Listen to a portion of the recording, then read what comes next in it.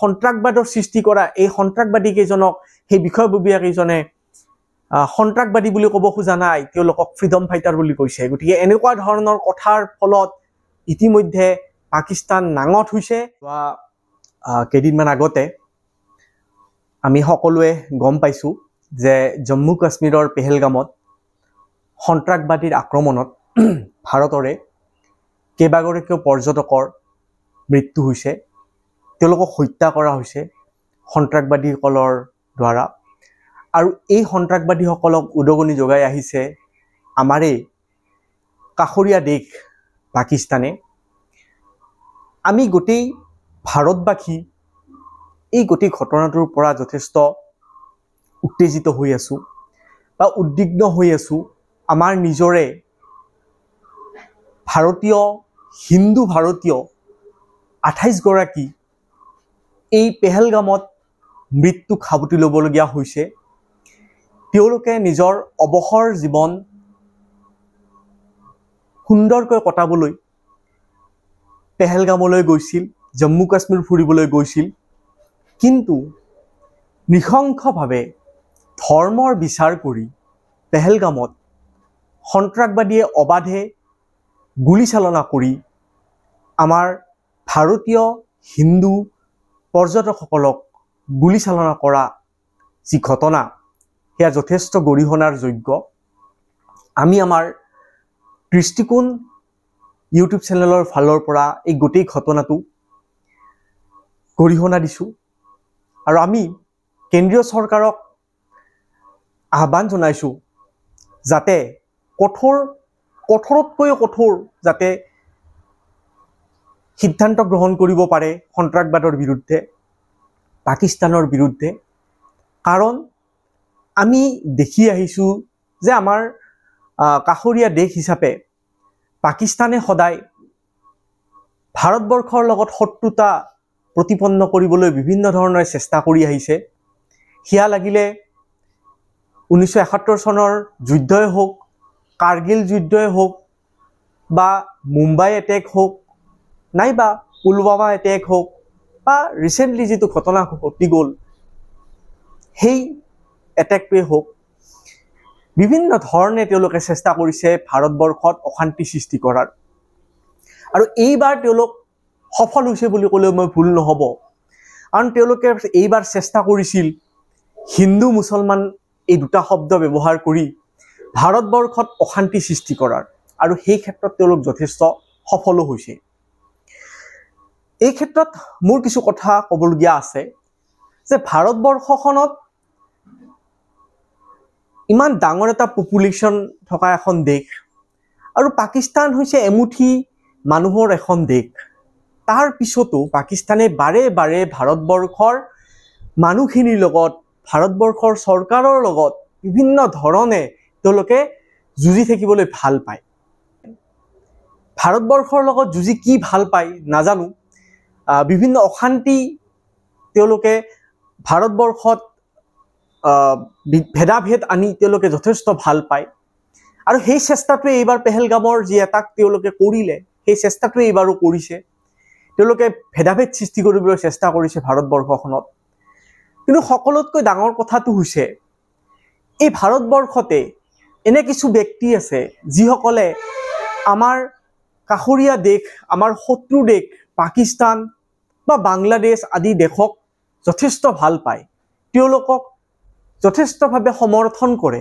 আৰু এই যে যোৱা কেইদিনমান আগতে পেহেলগামত যিটো এটাক হৈ গ'ল, আমি যেতিয়া খবৰটো শুনিছোঁ লগালগ আমি এনেকুৱা এটা পৰিস্থিতিৰ সৃষ্টি হৈ গৈছে যে একো ক'বলৈ ভাষা নোহোৱা হৈ পৰিছে। আমাৰ যথেষ্ট উদ্বল হৈ পৰিছিল মনটো, কাৰণ আমিও পৰ্যটক হিচাপে ভাৰতবৰ্ষৰ বিভিন্ন ঠাই ঘূৰিবলৈ যাওঁ। যদি আমাৰ লগত কেতিয়াবা তেনেকুৱা ঘটনা ঘটে তেতিয়াহ'লে আমাৰ পৰিয়ালৰ কি হ'ব, সেই কথাটো আমাৰ মনলৈ তেতিয়াই আহিছিল। সেই যে মোৰ চিন্তাটো আহিল যে আমাৰ পৰিয়ালৰ কি হ'ব। এতিয়া সেই যে 26, 27, 28 গৰাকী যিটো সংখ্যাত আমাৰ মিডিয়াত প্ৰকাশ পাইছে, সেই পৰিয়ালকেইটাৰ কি হৈছে, তেওঁলোকৰ মানসিকভাৱে কিমান ভাগি পৰিছে, এই কথাটো হয়তো আমি নিশ্চয়কৈ বুজি পাইছোঁ। কিন্তু আমাৰ ভাৰতবৰ্ষতে থকা কিছু ব্যক্তিয়ে পাকিস্তানক সমৰ্থন কৰাৰ কাৰণে আমাৰ ঘোৰ শত্ৰু বিভীষণ টাইপৰ এটা কথা হৈ পৰিছে। তেওঁলোকে বিভিন্ন ছ'চিয়েল মিডিয়াত ভাৰতবৰ্ষ বিৰোধী শ্লোগান, পাকিস্তান জিন্দাবাদ আদি শ্লোগান তেওঁলোকে কৈছে। আৰু এইবিলাক কৰাৰ ফলত এই যে ভেদাভেদ সৃষ্টি কৰা বুলি অলপ আগতে কৰোঁ, বা পাকিস্তানে যিটো চেষ্টা কৰি আছে যে ভাৰতবৰ্ষত যিটো ভাতৃত্ববোধ আছে, ভাৰতবৰ্ষত সেই ভাতৃত্ববোধ শেষ কৰাৰ কাৰণে তেওঁলোকে ইতিমধ্যে তলে তলে কাম আৰম্ভ কৰিছে, অৰ্থাৎ গ্ৰাউণ্ড লেভেলৰ পৰাই তেওঁলোকে কাম আৰম্ভ কৰিছে। তেওঁলোকে অকল অস্ত্ৰ শস্ত্ৰ দিয়ে যুদ্ধ কৰিম বুলি ভাবা নাই। তেওঁলোকে ভাবিছে যে ভাৰতবৰ্ষখনৰ মানুহৰ মাজত এজনে আনজনৰ লগত কাজিয়া লগাই দি তেওঁলোকে যুদ্ধ জিকিম বুলি ভাবিছে। কিন্তু পাকিস্তানে এই কথাটো যথেষ্ট ভুল ভাবিছে, কাৰণ ভাৰতবৰ্ষ এখন যথেষ্ট সজাগ দেশ, আৰু এই দেশখনত ইমানেই পপুলেশ্যন আছে যে তেওঁলোকৰ এই যি নিকৃষ্ট চিন্তাধাৰা, আৰু ভাৰতবৰ্ষতে থকা সেই যি নিকৃষ্ট চিন্তাধাৰাৰ ব্যক্তি কিছুমান আছে, তেওঁলোকে যদিও ভাৰতবৰ্ষখন ভাঙিম বুলি চেষ্টা কৰে, কিন্তু আমাৰ ভাৰতবৰ্ষৰ সহজ সৰল লোকসকলে ভাৰতবৰ্ষখন কেতিয়াও ভাঙি যাবলৈ নিদিয়ে। আমি কেতিয়াও ভাঙি যাবলৈ নিদিওঁ। আৰু ওচৰৰ দেশখনৰ প্ৰৰোচনাত আমি ভাৰতবৰ্ষৰ মানুহসকল কেতিয়াও আহিব নালাগে। কিন্তু তাৰ বিপৰীত ছবি আমি কিছু ব্যক্তিৰ ক্ষেত্ৰত দেখিবলৈ পাইছোঁ। আৰু এই ক্ষেত্ৰত অসম চৰকাৰেই হওক বা ভাৰত চৰকাৰেই হওক যথেষ্ট কঠোৰ হোৱা দেখা গৈছে। কাৰণ এই যিখিনি মানুহৰ কথা কৈ আছোঁ, যিসকলে ভাৰততে থাকি ভাৰতৰে খাই, ভাৰতৰ টেক্সৰ ভাৰতৰ যিসকল মানুহ আছে, তেওঁলোকৰ টেক্সৰ পইচাৰে তেওঁলোকে জীয়াই আছে। আৰু সেই মানুহখিনিয়ে যেতিয়া ভাৰতৰ বিপদ হয়, ভাৰতক সন্ত্ৰাসবাদীয়ে আক্ৰমণ কৰে, তেতিয়া সেই মানুহখিনিয়ে হৰ্ষ উল্লাস কৰে। আৰু সেই মানুহখিনিক আমি চিনাক্ত কৰিব লাগিব, আৰু অতি সোনকালে চিনাক্ত কৰি আমি তেওঁলোকক কঠোৰ শাস্তি দিয়াৰ কাৰণে চৰকাৰক আহ্বান জনাব লাগিব। ভাৰতবৰ্ষ এখন উন্নয়নশীল ৰাষ্ট্ৰ, কিন্তু এই উন্নয়নশীল ৰাষ্ট্ৰখনক অশান্ত কৰি ৰখাৰ কাৰণে পাকিস্তানৰ দৰে দেশসমূহে সন্ত্ৰাসবাদীৰ আক্ৰমণ চলায় আৰু ভাৰতবৰ্ষক যথেষ্ট অশান্ত কৰাৰ চেষ্টা কৰি আহিছে, আৰু ইতিমধ্যে অশান্ত হৈও পৰিছে।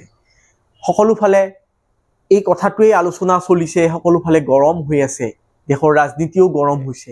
ভাৰতবৰ্ষৰ কেন্দ্ৰীয় চৰকাৰে কিছুমান গুৰুত্বপূৰ্ণ সিদ্ধান্ত গ্ৰহণ কৰিছে। তাৰ ভিতৰত যদি এটা সিদ্ধান্ত আছিল যে উইদিন 48 আৱাৰ্ছ যিখিনি পাকিস্তানৰ ভিজা আছিল সেইখিনি কেঞ্চেল কৰা হৈছিল।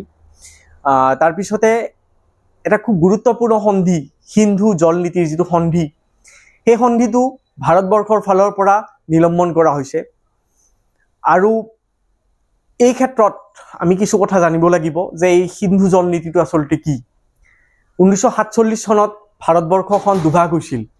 এটা ভাগ আছিল পাকিস্তান, আৰু সেয়া হৈছিল ধৰ্মৰ ভিত্তিত। সেই পাকিস্তানখনত ভাগ হোৱাৰ লগে লগে নদীৰো ভাগ বতৰা হোৱা আৰম্ভ হৈছিল।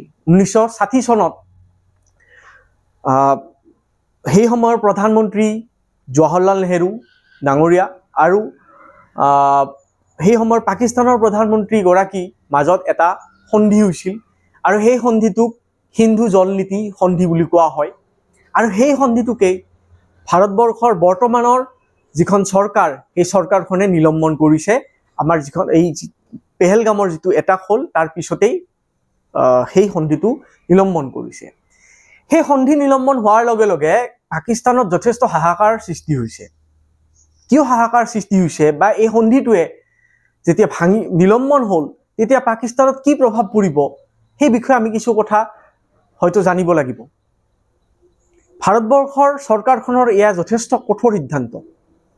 আগতেও ভাৰতবৰ্ষক পাকিস্তানে কেইবাবাৰো আক্ৰমণ কৰিছে।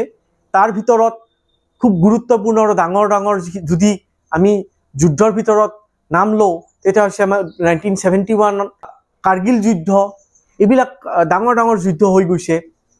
তাৰপিছত মুম্বাই এটাকো কৰিছে।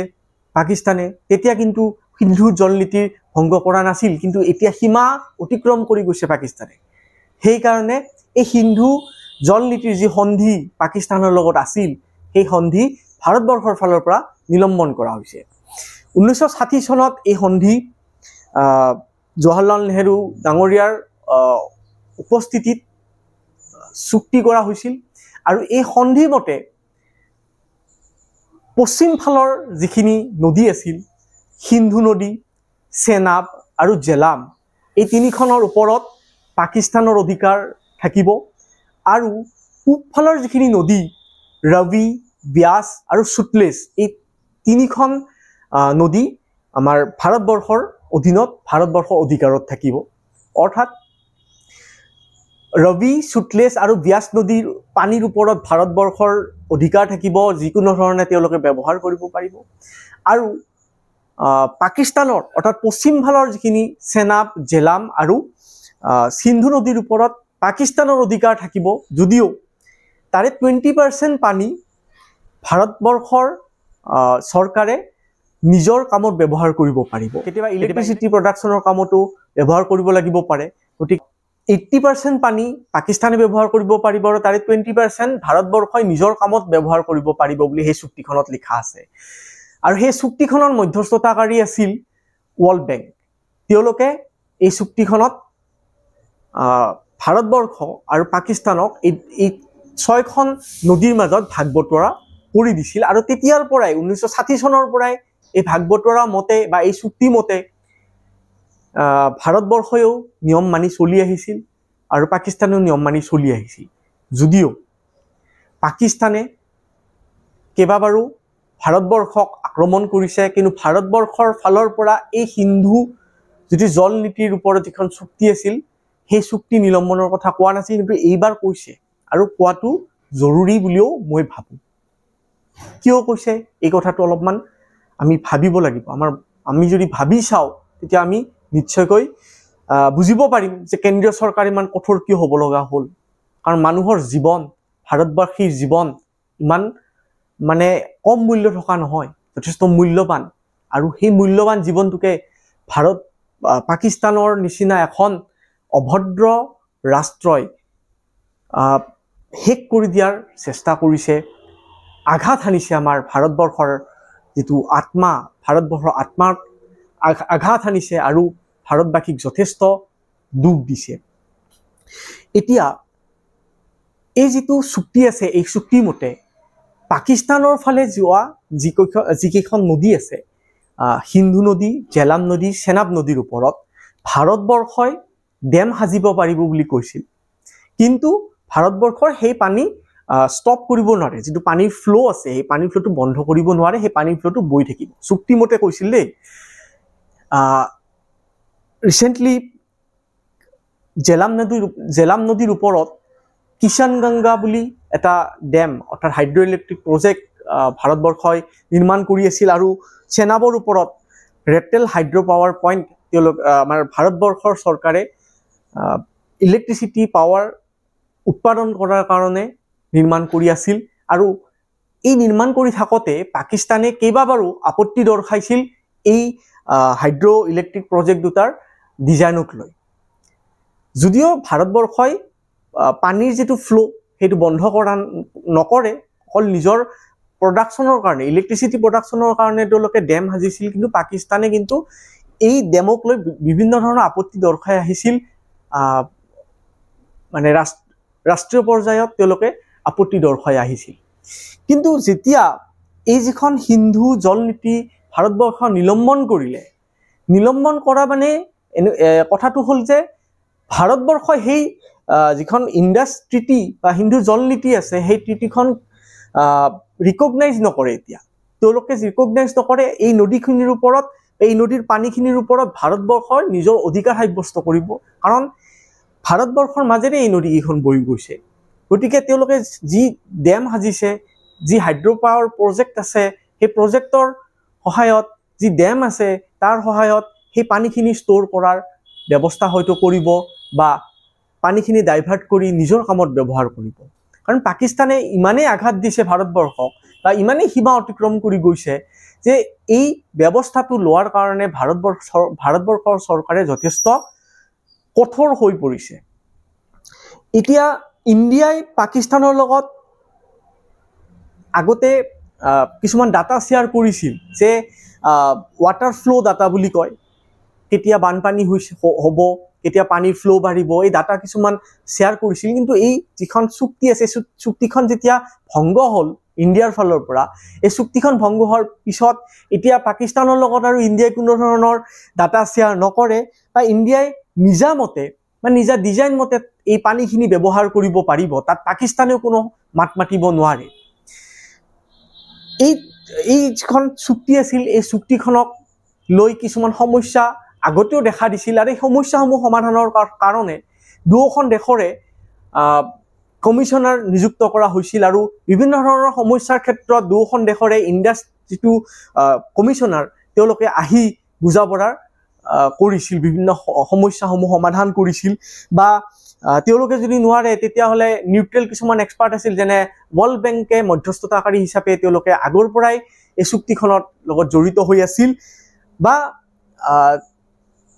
যি মধ্যস্থতাকাৰী হিচাপে তেওঁলোকে ইণ্টাৰনেশ্যনেল কোৰ্টতো বিভিন্ন ধৰণৰ আপিল কৰিছিল, এই ডেমক লৈও বিভিন্ন ধৰণৰ কথা কৈছিল। কিন্তু ইণ্ডিয়াই সেই কথাবিলাকত গুৰুত্ব দিয়া নাছিল, আৰু তেওঁলোকে এই চুক্তিখনক আচলতে বাতিল কৰাৰ ফলত যথেষ্ট ক্ষতি কিন্তু পাকিস্তানৰ জনসাধাৰণহে হ'ব। কাৰণ এই যিটো হিন্দ নদী বা জেলাম বা চেনাবৰ যিখিনি পানী, সেই পানীৰ 80% পানীয়ে পাকিস্তানৰ জনসাধাৰণে ব্যৱহাৰ কৰিছিল নিজৰ কৃষি কৰ্মত। যেতিয়া এই 80% পানী যেতিয়া ভাৰতবৰ্ষই ব্যৱহাৰ কৰিব বা ষ্ট'ৰেজৰ ব্যৱস্থা কৰিব, তেতিয়া পাকিস্তানত কি হ'ব, এই কথাটো তেওঁলোকে অলপো ভাবিয়েই চোৱা নাই বুলি মোৰ অনুভৱ হয়। ৰিচেণ্টলি দেখা গৈছে যে সিন্ধ আৰু পাঞ্জাৱৰ মাজত কনফ্লিক্ট দেখা গৈছে, যে সিন্ধে কৈছে যদি কিবা কাৰণত পানীখিনি পাঞ্জাৱৰ ফালে ডাইভাৰ্ট হয়, তেতিয়াহ'লে সিন্ধ যিখন পাকিস্তানৰ ফালে আছে মৰুভূমি হৈ যাব। আৰু ভাৰতবৰ্ষৰ চৰকাৰৰ এই যিটো কঠোৰ সিদ্ধান্ত আছিল, এই কঠোৰ সিদ্ধান্তক ভাৰতবৰ্ষৰ প্ৰতিগৰাকী ব্যক্তিয়ে সমৰ্থন জনাইছে। যদিও ভাৰতবৰ্ষত বৰ্তমান সময়ত এনে কোনো ইনফ্ৰাষ্ট্ৰাকচাৰ নাই, যি ইনফ্ৰাষ্ট্ৰাকচাৰৰ সহায়ত ভাৰতবৰ্ষই এই জিলাম বা চেনাব নদীৰ যিটো সোঁত, সেই সোঁতক ৰখাই থ'ব পৰা কোনো ইনফ্ৰাষ্ট্ৰাকচাৰ নাই, বা ডাইভাৰ্ট কৰাৰো ইনফ্ৰাষ্ট্ৰাকচাৰ নাই। কিন্তু ভৱিষ্যতৰ প্ৰজেক্টসমূহত হয়তো এনেকুৱা ইনফ্ৰাষ্ট্ৰাকচাৰসমূহ আহিব, আৰু এইখিনি 80% পানী ব্যৱহাৰ কৰাৰ কাৰণে পাকিস্তানলৈ গৈছিল, সেই পানীখিনি ভাৰতবৰ্ষৰ বিভিন্ন কৃষক বা ভাৰতবৰ্ষৰ জনসাধাৰণে ব্যৱহাৰ কৰিব পাৰিব। আৰু এই ক্ষেত্ৰত পাকিস্তানে কিন্তু হাহাকাৰ কৰি উঠিছে, আৰু পাকিস্তানৰ চৰকাৰৰ বিভিন্ন ব্যক্তিয়ে বৰ্তমান কৈছে যে সিন্ধু জল নীতি ভংগ কৰি ভাৰতবৰ্ষই এক্ট অফ ৱাৰ, অৰ্থাৎ এক প্ৰকাৰ যুদ্ধ ঘোষণা কৰিছে বুলি তেওঁলোকে ক'বলৈ আৰম্ভ কৰিছে। আৰু ইয়াতেই তেওঁলোকৰ মাজত যে এটা ভয় সোমাই গৈছে, সেইটো প্ৰমাণ হয়। কিন্তু তেওঁলোকে বাৰ বাৰ কৈ আছে যে এনেকুৱা ধৰণৰ ভয় ভীতিগ্ৰস্ত কৰি তেওঁলোকক হয়তো শান্ত কৰিব নোৱাৰি বুলি তেওঁলোকে কৈ আছে। গতিকে তেওঁলোকেও যুদ্ধ বিচাৰিছে, আৰু ভাৰতবৰ্ষৰ চৰকাৰে ডিপ্ল'মেটিক যুদ্ধ আৰম্ভ কৰিছে। প্ৰথমতে ডিপ্ল'মেটিক যুদ্ধখন যেতিয়া শেষ হ'ব, যেতিয়া পাকিস্তানে সেও নামানিব, তেতিয়া শেষত হয়তো এখন যুদ্ধ আমি দেখিবলৈ পাম। যদিও যুদ্ধ আমাৰ কাম্য নহয়, বা যুদ্ধই কোনো এখন দেশৰে উন্নতি নকৰে, যুদ্ধ হ'লে আমাৰ দেশৰো সমানেই ক্ষতি হ'ব। কিন্তু ভাৰতবৰ্ষ এখন শক্তিশালী দেশ, আৰু ইতিহাস প্ৰমাণ আছে যে যেতিয়া যুদ্ধ হয় পাকিস্তানৰ লগত, পাকিস্তানে শেষত সেও মানিবলৈ বাধ্য হয়। আৰু সেই পাকিস্তানে কিন্তু বৰ্তমান সময়ত বিভিন্ন ঠাইত ভাৰতবাসীক অপমান কৰাও দেখা গৈছে। এখন দেশত এটা ক্লিপ ভাইৰেল হৈছে যে এখন দেশত পাকিস্তানৰ যে উচ্চায়ুক্ত আছে, সেই পাকিস্তানৰ উচ্চায়ুক্তৰ এগৰাকী কৰ্মচাৰী বা বিষয়াই ভাৰতবৰ্ষৰ প্ৰতিবাদকাৰীসকলক আচলতে প্ৰাণী মৰাৰ ভাবুকি দিয়াও দেখা গৈছে বা তেওঁলোকক বিভিন্ন ধৰণৰ অপমান কৰাও দেখা গৈছে। গতিকে ইণ্টাৰনেশ্যনেল লেভেলত পাকিস্তানে নিজৰ কি চৰিত্ৰ দেখাই আছে সেই কথা কিন্তু আমি বুজিবলৈ সক্ষম নহয়। দৰাচলতে পাকিস্তান যে সন্ত্ৰাসবাদৰে আন এটা নাম সেই কথাটো তেওঁলোকে নিজেই প্ৰমাণ কৰি আছে গোটেই বিশ্ববাসীৰ ওচৰত। আৰু তেওঁলোকৰ বিষয়ববীয়াসকলে এটা কথাই বাৰে বাৰে কয় যে তেওঁলোকে শান্তি বিচাৰে, তেওঁলোকে শান্তিৰ বাহক, কিন্তু তেওঁলোকে যিখিনি কাম কৰি আছে বা যিখিনি ইতিমধ্যে ভাৰতবৰ্ষৰ জনসাধাৰণৰ লগত যিখিনি কাম কৰিলে বা যি সন্ত্ৰাসবাদী আক্ৰমণ কৰিলে, ইয়াৰ ফলত প্ৰমাণ হৈ গৈছে যে তেওঁলোক শান্তিৰ বাহক কোনোপধ্যে নহয়। আৰু সদায় তেওঁলোকে টেৰৰ ফাণ্ডিং কৰে আৰু টেৰৰ ফাণ্ডিং কৰাৰ ফলত এতিয়া পাকিস্তানৰ বিষয়ববীয়াসকলে, পাকিস্তানৰ চৰকাৰ নিৰুপায় হৈ পৰিছে। কাৰণ পাকিস্তানৰ চৰকাৰৰ আচলতে লেকামডাল পাকিস্তানৰ আৰ্মিৰ হাতত থাকে আৰু পাকিস্তানৰ আৰ্মিয়ে পাকিস্তানৰ চৰকাৰক লেকাম এৰি নিদিয়ে। সেয়েহে তেওঁলোকো বিভূতিত পৰিছে আৰু এতিয়া ভাৰতবৰ্ষৰ লগত যুঁজিবলৈ তেওঁলোকে হয়তো সাজু থকা ভাল। আৰু ভাৰতবৰ্ষৰ চৰকাৰখনেও কঠোৰৰ পৰা কঠোৰ সিদ্ধান্ত গ্ৰহণ কৰি সঠিক সময়ত সঠিক সিদ্ধান্ত গ্ৰহণ কৰিব বুলি আমি আশা ৰাখিছোঁ। ইয়াৰ আগতেও আমি দেখিছোঁ খুব কঠোৰতাৰে ভাৰতবৰ্ষৰ কেন্দ্ৰীয় চৰকাৰে এয়াৰ ষ্ট্ৰাইক কৰিছিল আৰু সেই এয়াৰ ষ্ট্ৰাইক কৰাৰ পিছতো কিন্তু পাকিস্তানে কৈছিল যে আমাৰ ইয়াত কোনো এয়াৰ ষ্ট্ৰাইক হোৱা নাই, আমাৰ কোনো ক্ষতি হোৱা নাই। কিন্তু ইণ্টাৰনেশ্যনেল লেভেলত যেতিয়া গোটেই বাতৰিবিলাক বিয়পি পৰিছিল তেতিয়া কিন্তু গম পোৱা গৈছিল দৰাচলতে পাকিস্তানৰ কিমান ক্ষতি হৈছিল। কিন্তু পাকিস্তানে সেই ক্ষতিটো দেখাব খোজা নাছিল, কাৰণ ভাৰতবৰ্ষৰ যি এয়াৰ ষ্ট্ৰাইক ভাৰতবৰ্ষৰ দ্বাৰা কৰা হৈছিল সেই এয়াৰ ষ্ট্ৰাইকত কিন্তু পাকিস্তানৰ জনসাধাৰণৰ ওপৰত আক্ৰমণ কৰা হোৱা নাছিল। পাকিস্তানৰ যি টেৰৰ ফাণ্ডিং যি অৰ্গেনাইজেশ্যন কিছুমান আছে সেই অৰ্গেনাইজেশ্যনৰ যি বাসস্থান আছিল সেই বাসস্থানৰ ওপৰতহে আক্ৰমণ কৰা হৈছিল। গতিকে তেওঁলোকে বিশ্ববাসীৰ আগত যাতে নাঙঠ হৈ নপৰে তাৰে চিন্তা কৰি তেওঁলোকে সেই সময়তো মিছা মাতিছিল। আৰু এইবাৰো পেহেলগামত এটেক কৰাৰ লগে লগে তেওঁলোকে ষ্টেটমেণ্ট দিছে যে এই হিংসাৰ লগত তেওঁলোকৰ কোনো সম্বন্ধ নাই বুলি কৈছে। কিন্তু এতিয়া সকলো জল পট হৈ পৰিছে যে পাকিস্তানৰ হাত এই সন্ত্ৰাসবাদী আক্ৰমণত আছে। কাৰণ এগৰাকী বিষয়াই ইতিমধ্যে কোনোবা এখন প্ৰেছ মিটত কৈছে যে এই যে পেহেলগামত হত্যা বা সন্ত্ৰাসবাদৰ সৃষ্টি কৰা এই সন্ত্ৰাসবাদী কেইজনক সেই বিষয়ববীয়া কেইজনে সন্ত্ৰাসবাদী বুলি ক'ব খোজা নাই, তেওঁলোকক ফ্ৰীডম ফাইটাৰ বুলি কৈছে। গতিকে এনেকুৱা ধৰণৰ কথাৰ ফলত ইতিমধ্যে পাকিস্তান নাঙঠ হৈছে আৰু ভাৰতবৰ্ষৰ যিখন কেন্দ্ৰীয় চৰকাৰ আছে কঠোৰতাৰে পাকিস্তানৰ এই চৰিত্ৰ বিশ্ববাসীৰ সন্মুখত চিনাকি কৰি দিয়াত আগভাগ লৈছে। গতিকে পুনৰবাৰ এই গোটেই আক্ৰমণৰ ঘটনাটো আমি গৰিহণা জনাইছোঁ আৰু সন্ত্ৰাসবাদ নিৰ্মূল হওক আমি তাৰেই কামনা কৰিছোঁ। আৰু আমি প্ৰতিটো ক্ষণত প্ৰতিটো সময়ত আমাৰ দেশৰ মানুহৰ লগত আছোঁ আৰু আমাৰ চৰকাৰখনৰ লগত আছোঁ। আমি সদায় তেওঁলোকক সহায় কৰি যাম, আমাৰ সমৰ্থন সদায় থাকিব। আপোনালোকে আমাৰ জনসাধাৰণৰ স্বাৰ্থত এইবাৰৰ যি সন্ত্ৰাসবাদী আক্ৰমণ হ'ল সেই সন্ত্ৰাসবাদী আক্ৰমণৰ উচিত প্ৰত্যুত্তৰ দিয়াৰ লগে লগে আমি আশা ৰাখিছোঁ যে আমাৰ কেন্দ্ৰীয় চৰকাৰে ভাৰতবাসীৰ যি সপোন বা যি বৰ্তমানৰ উমি উমি জ্বলি থকা জুই টুকুৰা আছে সেই জুই টুকুৰাৰ উচিত প্ৰত্যুত্তৰ দিব আৰু পাকিস্তানক এটা শিক্ষা দিয়াৰ সময় আহি পৰিছে। আগৰ বাৰৰ দৰে এইবাৰো যাতে পাকিস্তানে মুখ উলিয়াব নোৱাৰা হয় তেনেকুৱা ধৰণৰ শিক্ষা যাতে ভাৰতৰ কেন্দ্ৰীয় চৰকাৰে প্ৰদান কৰে তাৰে আমি আশা ৰাখিছোঁ।